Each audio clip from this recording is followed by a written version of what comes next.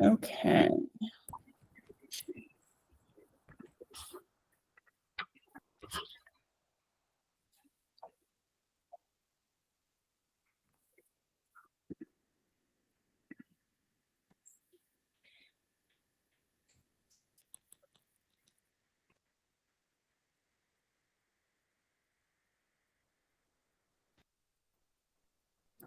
Okay, good morning, everyone, and thank you so much for joining our education this morning. We're excited to have one of our partners of the section here to present to you all on eye health and eye care.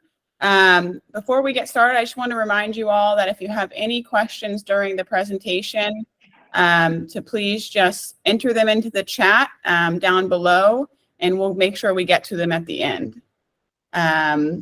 So without further ado, I have Kristen Valva here. She's the Senior Marketing Manager for LensCrafters, and Dr. Lee Ball, who is the Senior Director of Eye Care. So I will go ahead and pass it over to Kristen, who's going to give you an overview of LensCrafters before Lee gets into the presentation. Great. Good morning, everyone. Nice to meet you all, and thank you for the time today.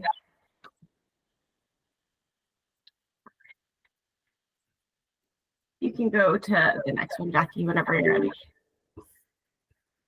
Okay, so today we'll take you a little bit through just an overview of the LensCrafters brand. We've been partners for almost a year now with South Florida PGA, so just want to give you some background. We'll go into the exclusive partnership offer that we have with South Florida PGA, and then I'll pass it over to Lee to give you some updates on eye health education. So what I really wanted to share with you, if you're not familiar with LensCrafters, is really who we are as a brand. And I think the two key things to remember when you hear us is really high quality optical retailer and trusted expert. These are two things we really strive for in every community, every partnership we have, and are really proud to have these two qualities as a brand. On the next slide. Thank you. And for us, there's kind of four main pillars of success that we really hold ourselves to as a brand. We really focus on that brand experience for all partners, all customers who come into our stores and shop with us. Really focus on our overall performance and productivity in our stores. The customer patient experience is a huge factor for us. We really want all members to have an amazing in-store journey from us, from the time of your eye exam to the time of your purchase, in that full omni-channel experience. And we really take a lot of pride in our people and our talent within our stores. And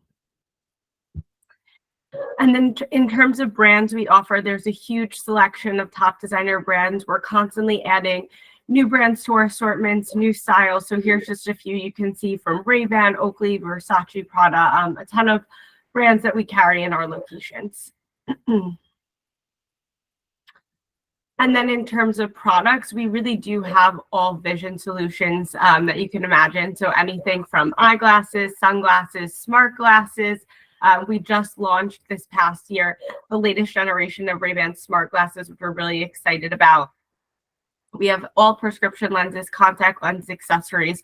So really, we do carry the full vision solution that members are looking for. And then just a little bit about the overall partnership. We can go to the next slide. As a valued partner, we're super excited about this. We provide an exclusive discount for South Florida PGA members to use in our stores and online. It's a really great offer. It's up to $100 off a complete pair of glasses, so any frame plus a lens, and this can be used in our stores and online. So just wanted to give you background to the offer that you guys get in our stores. And then for us as a brand, eye health education is huge.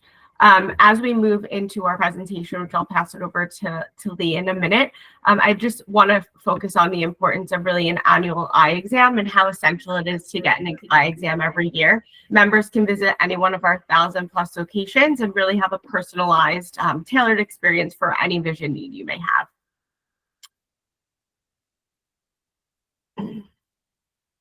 And then we could go to the next one. Thank you. And then I'm going to pass it over to Lee to give an introduction. He is from our eye care team, and we're super happy to have him here with us today. Thank you, Kristen, and thank you, Jackie, for the opportunity to speak with your team today. Good morning, everyone. My name is Dr. Lee Ball. I am the Senior Director of the Eye Care team at EssilorLuxottica, and I'm really happy to be here with you to talk about a topic that's very passionate. I'm very passionate about, and it's very near and dear to my heart. Both it's affected me in my personal life as well as my professional life, and that's really the topic of diabetes. And so we'll go to the next slide, please. And so you may be thinking, well, why diabetes? What does that have a relation to golf? But as we'll go through this presentation, we'll lay up how diabetes is affecting so many of us. And as I've said, I know people in my life who are affected with diabetes. And if you're not personally affected with diabetes, I'm pretty confident that you know someone who is. So we'll go to the next slide.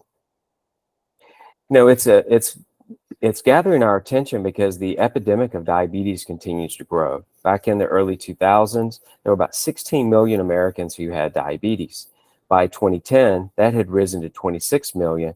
And then currently, the statistics are showing us there are over 38 million Americans who are affected by diabetes. So what is diabetes? Diabetes is a group of diseases that's resulting from problems either with insulin production, insulin action, or both. And you're probably thinking, well, what the heck does that mean? Well, it really means that diabetes is a spectrum of diseases. You know, we like to put things in these nice boxes and categories and say someone's either type 1 or type 2 or has gestational diabetes, but really it's a spectrum of diseases that this process of the body's inability to produce enough insulin or the body's inability to recognize the insulin that we're producing that leads to these myriad of complications that we see that we call diabetes. Diabetes is serious. It can lead to serious health problems and even premature death. And it's common and it's costly, but most importantly, it's controllable. And that's really the reason, a big role that you have with your members is the fact that your members are out with you, they're exercising, they have these beautiful courses to go and play this wonderful game of golf, but at the same time, they have the ability to get exercise and socialize and improve their mental well-being as well as their physical well-being. And you can be a big part of that, helping them, educate them, and helping them champion their lifestyle changes. Next slide, please. Thank you. But really, the common types of diabetes are, and like I mentioned, we like to put things into boxes or categories in healthcare, is about 10%, 5 to 10% are type 1. And that's traditionally the juvenile onset or the insulin-dependent patients with diabetes, those types of terminologies that we've used for years. But we've really moved away from those because anyone, regardless of their time of their life, can be affected with type 1 diabetes. And that's really thought to be more of an autoimmune disease or an autoimmune response. For whatever reason, we still are unclear, the body's immune cells start to attack the pancreas and decreases its ability to produce insulin. But the vast majority of patients in America who have diabetes, 90 to 95% are what's called type 2. Or this is generally because our body still produces insulin, but for whatever reason, our cells stop recognizing the insulin that our body is producing. And it's usually associated with weight gain and as we get older or go through life. Next slide, please. But why is this so important? Why is it important to you and to your members? Because there's a significant increase in the incidence of diabetes in the last 2 decades. So incidence is the number of new cases of diabetes within the population. And so that tells us that diabetes is increasing and at an alarming rate, and not just increasing in size just because the increase in the size of the population. It's really an indication that the disease is becoming is affecting more people more often. And the increase is across all regions, all demographics, all age groups, genders, racial or ethnic groups, and even subpopulations. In other words, diabetes knows no prejudice. It doesn't discriminate against anyone. It affects everyone. And currently, there are close to 2 million new cases of diabetes every year in the United States. So this is an alarming number.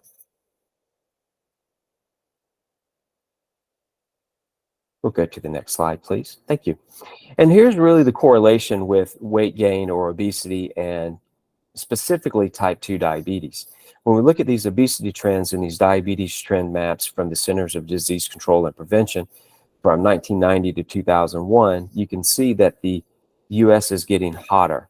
The number of individuals with diabetes is rising, the percentages are rising, and if we really drive these heat maps even further, it's really red hot once we get into the 2010s and then even into now. Next slide, please. But what about across racial or ethnic groups? You know, the prevalence of diabetes, again, is the proportion of the population that's affected by a certain disease. So Caucasians are about 16 million individuals, about 7.5%, 8%. When you get to African Americans, that doubles. Even though there are fewer African Americans than Caucasians, the number of African Americans who are affected by diabetes is closer to 15% of the African American population. Hispanic Latinos aren't far behind at about 13.5%. And why does it matter? Because there are lots of complications that are associated with diabetes, heart disease and stroke. Individuals who have diabetes are about a 2 to 4 times increased risk of having heart disease, or heart attack, or stroke. Hypertension is very much associated with diabetes. You know, you really think of the triad with diabetes: hypertension, high cholesterol, and diabetes, or elevated blood glucose levels. Those three really go hand in hand. So especially in individuals over 20 years old, the vast majority, over 67%, have mild to moderate hypertension or high blood pressure. Kidney disease. About 44% of all renal transplants or renal failures are attributed to diabetes. So again, it can have devastating end-stage complications. My father had type 1 diabetes since the age of 7, and he actually went on to going into renal failure and having a lot of end-stage complications from diabetes. And so I've seen firsthand how devastating this disease can be if we don't control it. And that's really going to be the message when we get to the end here, is there are things that we can do to prevent these types of complications. Dental disease. You know, you wouldn't think that, what do the teeth and gums have to do with diabetes? There's actually some solid research out in the last 15 to 20 years that shows that periodontal disease, or inflammation in the gums, can lead to poorly controlled blood sugars, which causes downstream complications of diabetes. And of course, amputations. You know, below the knee amputations are highly correlated from foot ulcers and types of complications from individuals with diabetes. And in 2006, over 65,000 amputations occurred because of diabetes alone. And you play an important role here in helping your members understand, you know, wearing proper footwear, making sure that they aren't having any sores or blisters on their feet, making sure they're comfortable. I know many of you sell apparel and accessories and tools to help your members with their game. And this is part of understanding that recognizing your patients with diabetes need to make sure they protect their feet. Complications from pregnancy. There's a type of diabetes called gestational diabetes, which affects between 2 and 10% of females. And what's interesting is that these individuals, these females who experience type 2 diabetes during their pregnancy, often go on, their blood sugars return normal after the pregnancy, but their risk of developing type 2 diabetes increases between 35 and 60% over their lifetime. So just because during their childbearing ages, they had gestational diabetes, the diabetes goes away, they are at a higher risk factor for developing diabetes later on in their lives. And consequently, the data also show that the children who were born by those women who had gestational diabetes are at a higher risk for developing diabetes later in their lives as well. And then, of course, blindness. Diabetes is the leading cause of blindness in working-aged adults. And we'll dig into why that's important and tie all this back to the eye exams, why it's important to have eye exams, and how LensCrafters can be your partner in the community to provide those eye exams for your members. As I said, diabetes is the leading cause of adult blindness in working-aged adults.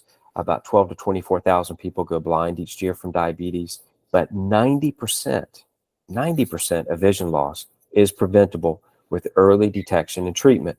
And again, that's why it's so important for professionals in your role is to continue to have information in your locations, educate your members. There are great opportunities like Diabetes Awareness Month in November to do marketing campaigns. This month is Black History Month, increasing awareness about diseases that are more prevalent in the African American community. So there are other things that you can do in your clubhouses. I know a lot of places have bulletin boards.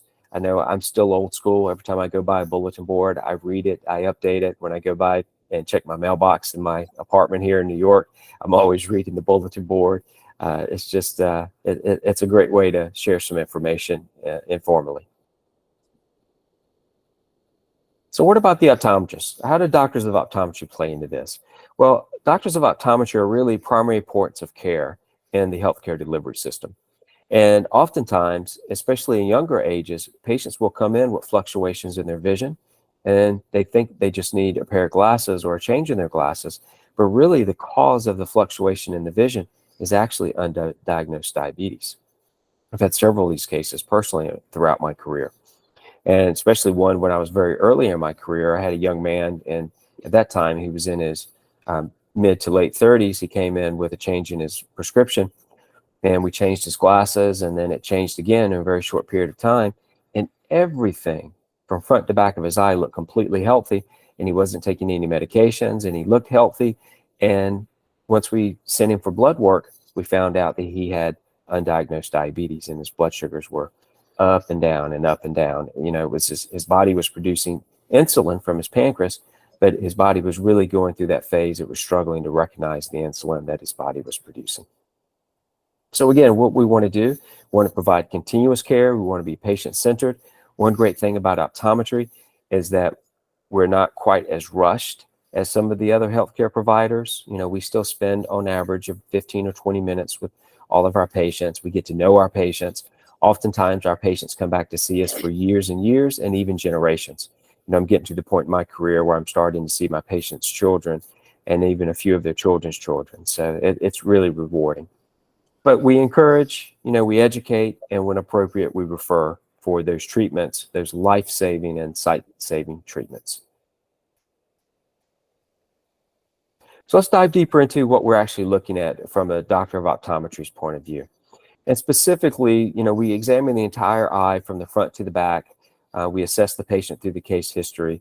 It's not only just the refraction, the which is better, 1 or 2, is just a small portion of of the data that we're gathering and what we're reviewing when we perform your eye exam.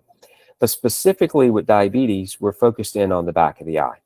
And we're going to dive deeper into why we want to put those pesky drops in your eyes, why we want to shine those bright lights into your eyes, or why we want to take pictures of the insides of your eyes so that we can provide better care.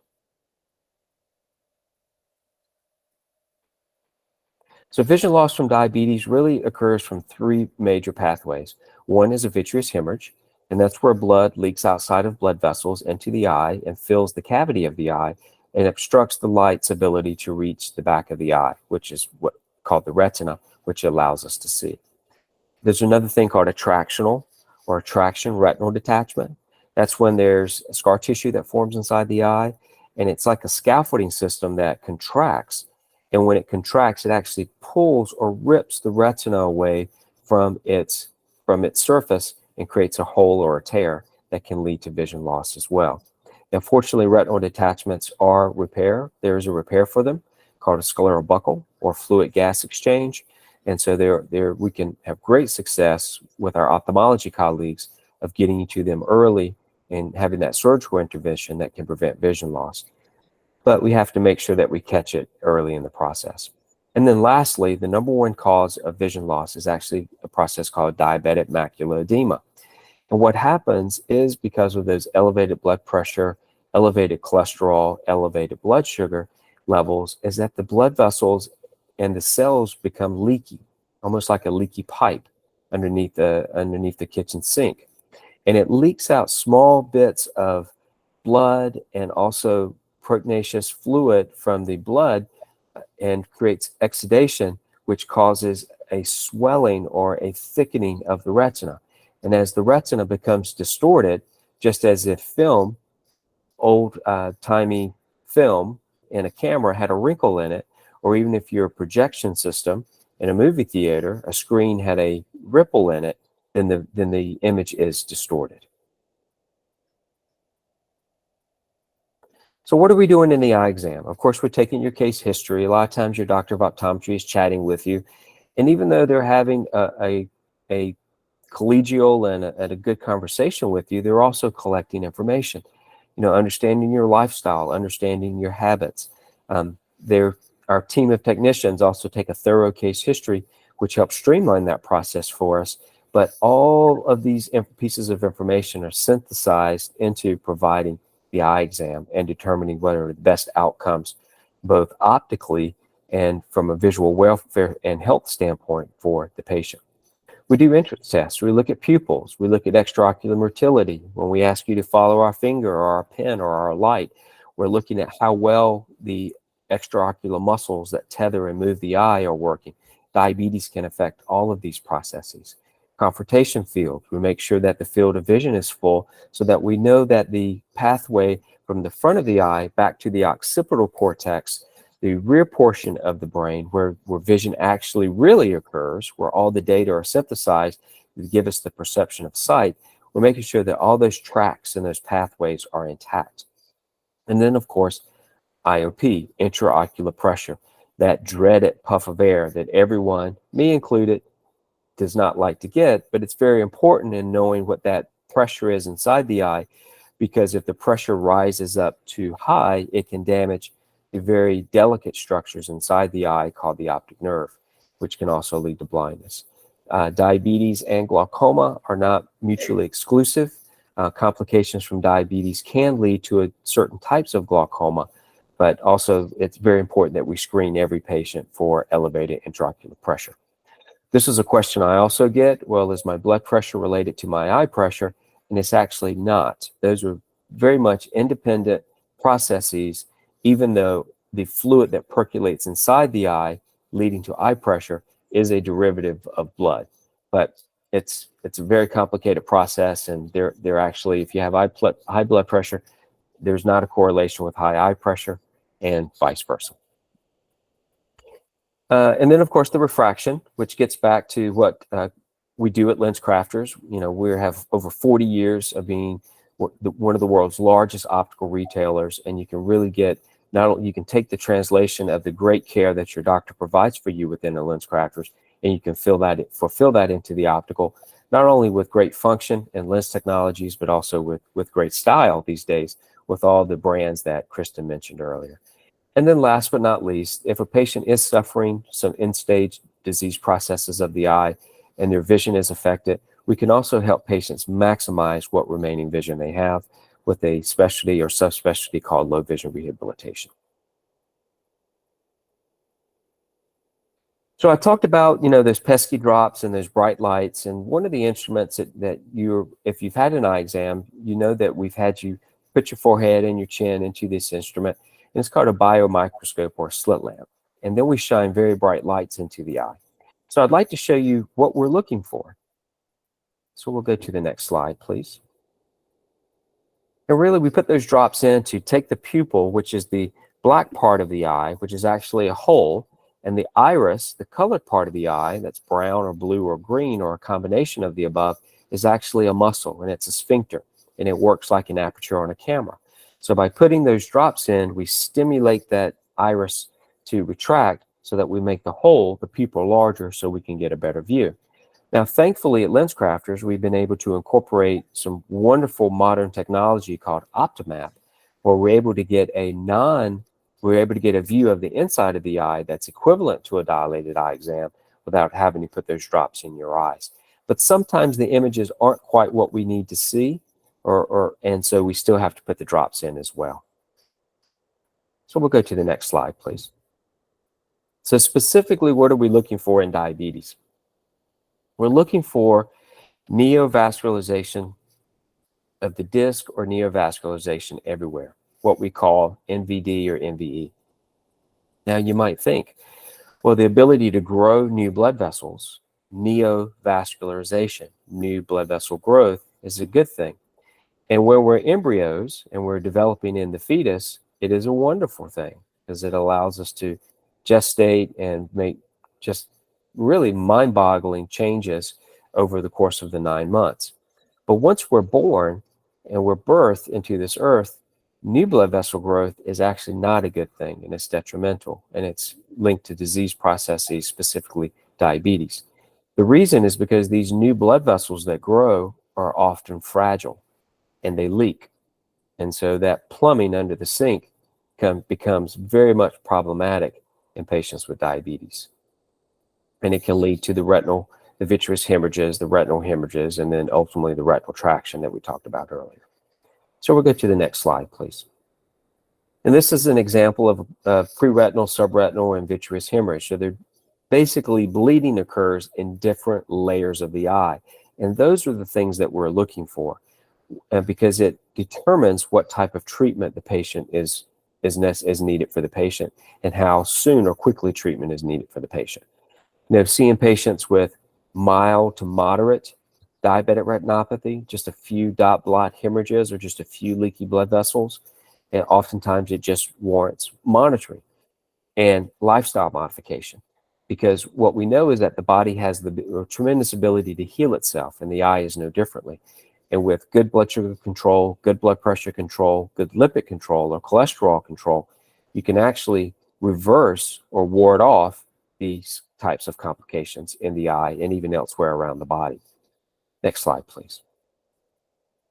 But what happens if there is significant bleeding of the eye? That's when the doctor of optometry will refer to our ophthalmology colleagues who are surgeons of the eye to do different procedures, one of being is which to apply laser inside the eye to seal off, or almost think of it like a soldering, a sealing or a branding of the retina and of these tiny leaky blood vessels. So these, you can see in the photo to the right, it almost looks like little cigarette burns that are well circumscribed around the outer periphery of the retina.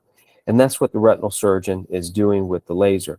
She or he will numb the eye, they'll put a lens on the eye, and then they will use a very specific frequency of light at a laser to provide a very specific and focalized burn to the retina to reduce the complications of the diabetes and to prevent blindness.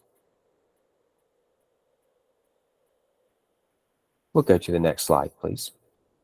So what happens in the case of a non-clearing vitreous hemorrhage? Well, this is actually when a surgical procedure, the ophthalmologist, the retinal specialist, will need to take the patient to the OR, and it's a full-on surgery, and you actually have to put instruments into the eye to evacuate that blood, evacuate that scar tissue, so it doesn't lead to permanent vision loss or that traction retinal detachment that we talked about earlier. And you can, as you can think of I'm a kid of the 80s. I remember being a kid and riding in the vehicle, and back in the day when the roofs of the cars had that cloth material, and inevitably, if you kept a car long enough, that material would start to sag or start to droop. And so that's what I oftentimes, I think of that analogy, and I use that analogy with patients, is that your retina is pulling away, gravity is working against it, or in the case of diabetes, with the traction, is pulling that retina from its surface that it should be mounted against. And so the surgeon has to go in, remove the factors that cause the tension or the traction, and then get the retina to readhere back to its surface of the back of the eye.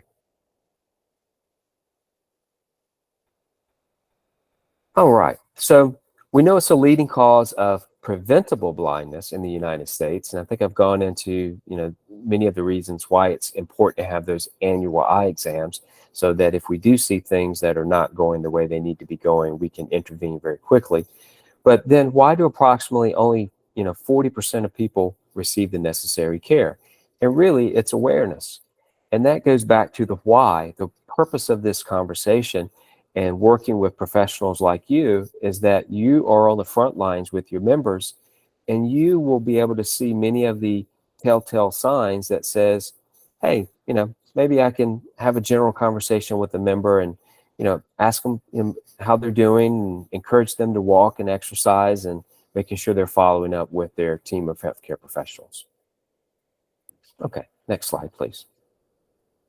So why does it continue to command our attention? Because according to the CDC, every 24 hours, there are 41,000 new cases, 810 deaths, 230 amputations, more than 120 renal failures, and about 55 people go blind. And the vast, vast majority of this is preventable. Next slide, please. And now it's not all doom and gloom. I want to leave you with some hope, and then also with a path forward of what you can do and how you can help us spread this message and show how you care for your members within your facilities, within your clubs in South Florida. And that's really just sharing information about the diabetes prevention program or understanding the diabetes prevention program, which was a lifestyle intervention study. And this study is not conjecture. It was a clinical trial. It's evidence-based. And all the references that I'm giving you today for the National Diabetes Education Program is a government agency. So believe me, I served on a committee for the NDEP and the CDC earlier in my career and helping to develop many of these materials. And everything is scrutinized, every piece of data, and it's fact-checked, and it's something that you can hang your hat on, or it doesn't make it into publication for a government agency. So what is the DPP? The DPP was an intensive lifestyle modification program which looked at the following: reducing the amount of fat and caloric intake for an individual, increasing physical activity to at least 150 minutes a week. And this physical activity was moderate physical activity. Walking is a wonderful, wonderful exercise. And you have beautiful courses and beautiful scenery for your members to participate in walking. Maybe it's encouraging your members to walk the course instead of ride, or maybe it's starting with a small step, like walking half the course and riding half the course. Or perhaps it's just walking part of the course as part of their warm-up and then taking some swings before they go out and ride the course. I know in South Florida, I did my optometry residency at Bascom Palmer there at the University of Miami. So I know how hot it gets in South Florida. Right now is a wonderful time of year in South Florida, but in the summertime, it's a little more challenging to walk a golf course. I get that, but now is a wonderful time to be out walking these beautiful, beautiful courses that you have. And what the study found is that between 5 to 7% in reduction in weight, just 5 to 7%, that's 5 to 10 pounds, and the average male reduced their risk of diabetes by 58%. 58%. That was twice as effective as the other arm of the study that didn't incorporate moderate physical activity, but used a medication called metformin. They were only in the 30-odd% range, like 31, 32. So significant change in reducing the risk of diabetes just by making small steps. This worked in all ages, all ethnicities across the board. Next slide, please. And when you look at people who were in their 6th decade and older, the impact was even more significant. Over 71% reduction in the development of diabetes for people who were 60 years and older. So if I can leave you with anything else today, small steps yield very big rewards. Next slide, please. And, I really encourage you to, not just go through the motions, listen to this talk, or even if you're reviewing this later when it's posted on YouTube or in a video, but I encourage you to really take action, because it's so important for us to laminate these individuals, laminate our patients and our colleagues, so that they're hearing the same message and a consistent message throughout their life of how important it is to just make small changes. Go for your annual eye exam. Go for your annual physical. Get out and walk. Walk the course instead of riding the course when the weather permits. Just doing these small things can make a really big difference. And it's not only for older individuals, it's also for younger individuals. We're seeing an explosion of type 2 diabetes in younger and younger individuals who are leading even more sedentary lifestyles. So perhaps this is doing a youth program with your members or your members' children, or doing something in your clubs. I think it's limitless what you can do from a marketing standpoint to really help to promote this message, drive this message. And then, of course, we at LensCrafters are very pleased to be your partners. I worked in an academic teaching hospital for the first 10 years of my life. And then as things transitioned, I actually practiced in a LensCrafters setting for about a decade before joining here in the corporate office. And even though it took me a little while to transition from an academic institution to a more of a practice setting, what I realized within the first few months is I'm doing the exact same eye exam in a LensCrafters and the exact same care for my patients that I did in a teaching hospital in Boston. And my duty doesn't change. And so I think you'll find that many of the professionals and LensCrafters have that very same approach. And we're very excited and very happy to be your partners within the community. And the great thing about getting your eye care in a LensCrafters is those doctors are there in the evenings, they're there on the weekends, they're there when it's convenient for your patients to come in and get their eye examinations. And we're also pretty efficient. You don't have to wait 3 hours to get an eye exam, like when patients used to come see me in the hospital. All right, so next slide, please. I just want to thank you. This is a photograph of me earlier in my career when we did a bit of patient education there with one of my patients who had diabetes. And just want to open it up to any questions. And thank you again, Jackie, for this opportunity. We're very grateful for the partnership with LensCrafters, and we're very happy to support you and your members in the community. Yeah, thank you so much for presenting to this group today, and hopefully there's a lot of good takeaways. I know I learned something for sure. But I'll let anyone ask any questions if there are any before we conclude. We'll just wait a few minutes to see if anyone wants to put anything in the chat.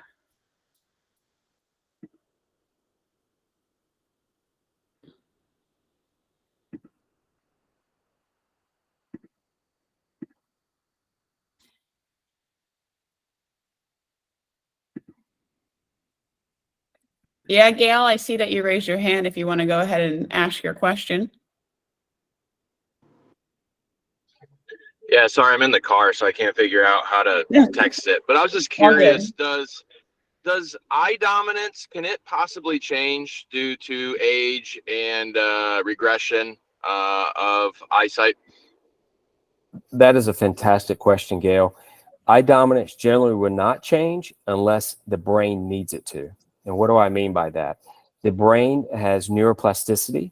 We've got some recent studies in the last 20 years or so that shows that the brain can be rewired. In fact, one of my colleagues at the Mass Eye and Ear, he actually does a study where he takes a magnet and he partially paralyzes, for lack of a better term, the brain for a few days, and then he intensively blindfolds people and intentionally teaches them Braille, and then puts them in an MRI machine and watches how different parts of their brain start to light up or become engaged. I didn't volunteer to be a subject for him on that study, but the short answer to your question is yes. So let's say you're right eye dominant and the patient has an injury or for some reason loses vision in their dominant eye, then their brain can be rewired to preference their non-dominant eye, historically non-dominant eye, which is now their better seeing eye.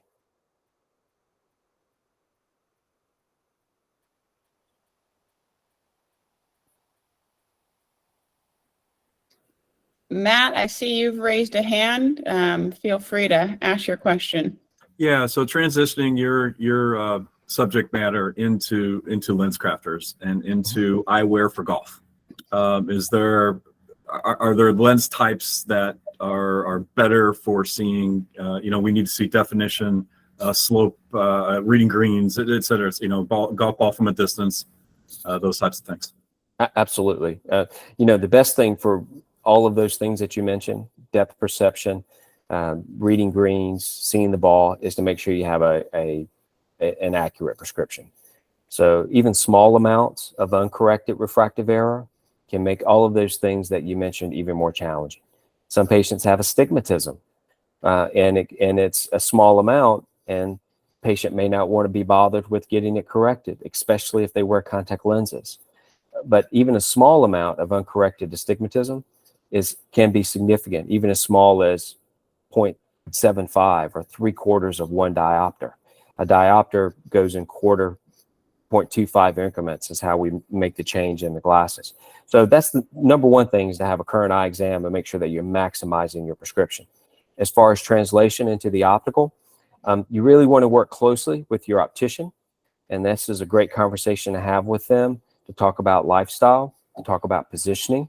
LensCrafters has some very state-of-the-art eye measurement technology, better than just the PD ruler and saying, look at my ear, look at my nose, and measuring, eyeballing it. We actually have digital lens measuring capabilities, which translates into measuring exactly where the patient's eyes are at different positions of gaze. So then we can then match them with the best quality progressive addition lens. Because here's the thing, you can have the best prescription, you have the best refraction from your doctor and your patient, but if the patient isn't aligned in their optical centers through the middle of the lens, the sweet spot of the lens, then they're going to get distortion. And that's actually oftentimes a really frustrating event for individuals who are using multifocal glasses, progressive addition lenses. They see great when they look straight ahead. When they go down to address their ball, they get outside the sweet spot of the lens and they get distortion. Very similar to when you hit the ball in the non-sweet spot of the club, you get less than optimal performance. If you're not looking through the right part of the lens at the right time, you're going to get less than optical visual performance. Then, of course, the third tier of that is anti-reflective coatings, lenses that transition when the patient is outside so that they don't have to switch glasses back and forth. When they're in the cart, out of the cart, those are different visual or different exposures to UV, so the glasses will adapt. And then also using things like blue light filtration and other types of technologies which can help maximize the patient's vision. And our associates in LensCrafters, again, with over 40 years in the optical, are trained on these technologies and are there to help answer your patient's question or your members' questions.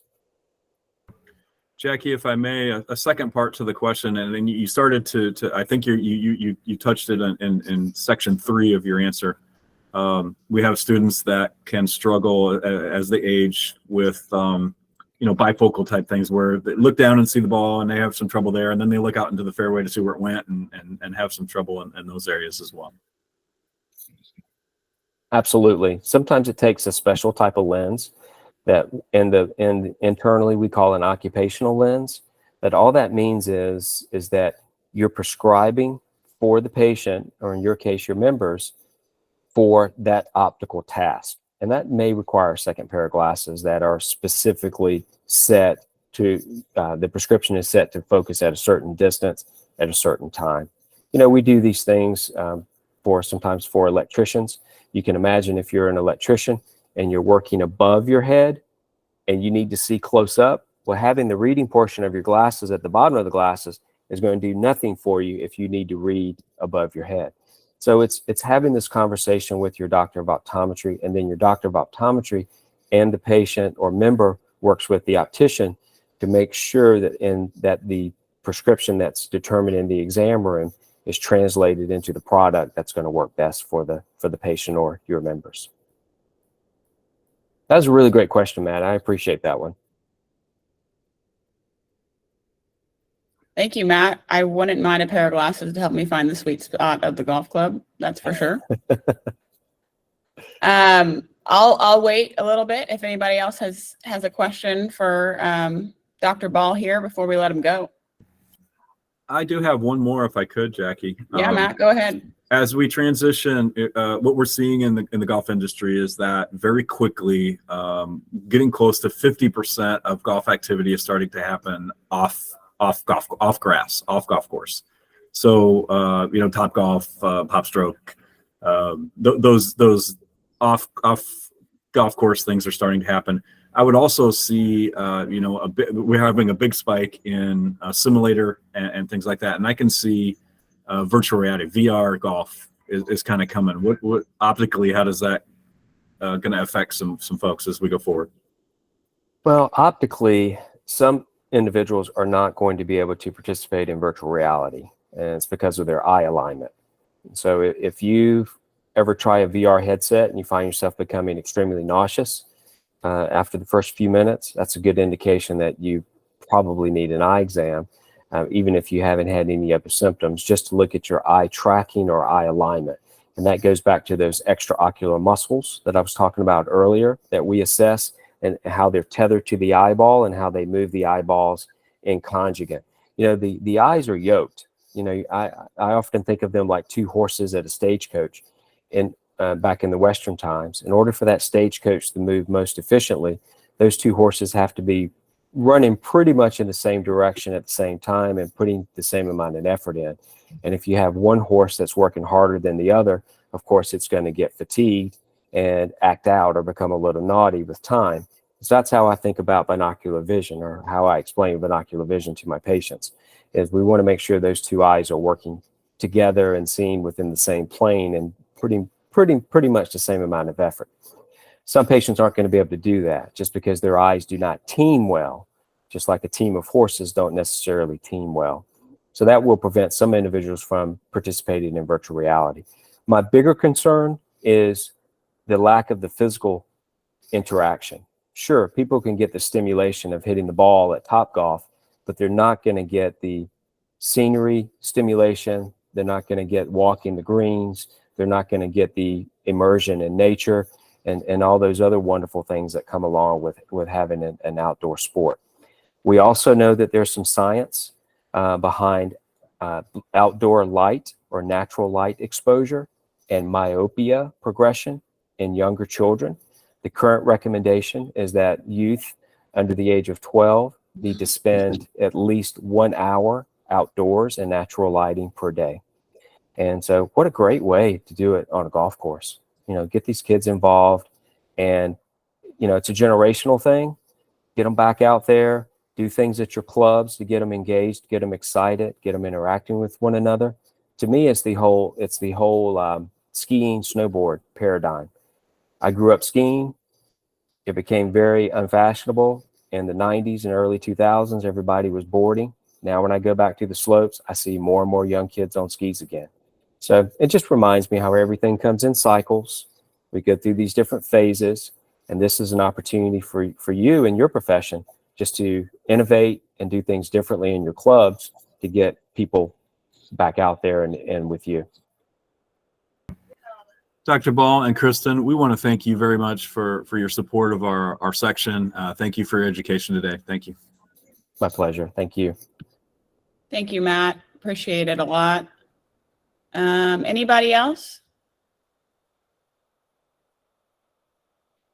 Well, I will be sure to email everybody Kristen's contact, if she's kind of our main point of contact with LensCrafters. But I'm sure if there's any questions that come to mind, or maybe that your members or guests bring to you that you'd like to speak further about with either Kristen or Dr. Ball, I'm sure they would entertain that conversation. And just a reminder, Kristen, I don't know if you want to remind everyone one more time about our special offer, although we obviously email it out frequently, but if you just want to remind everybody on the call. Yeah, of course. Thank you all so much for the time today. It was great to connect. And as an exclusive partner, you do get an offer with us in store and online. I know the team has shared out some of the details, but it's up to $100 off a complete pair of glasses. So frames plus lenses. So get your annual eye exam and then use your exclusive offer on an awesome new pair. So please reach out if you need anything. We're happy to help and have any further conversations. Thank you, Kristen, so much. Thank you, Dr. Ball. We really appreciate it. We appreciate LensCrafter as a partner of our section, and hopefully this, carries a lot of weight for not only everyone on the call, but to kind of bring into your facilities as well, and we can all find the center of the face a little bit more. So appreciate it. Thank you so much. Thank Have a you. great day. Everybody have a good day. Bye.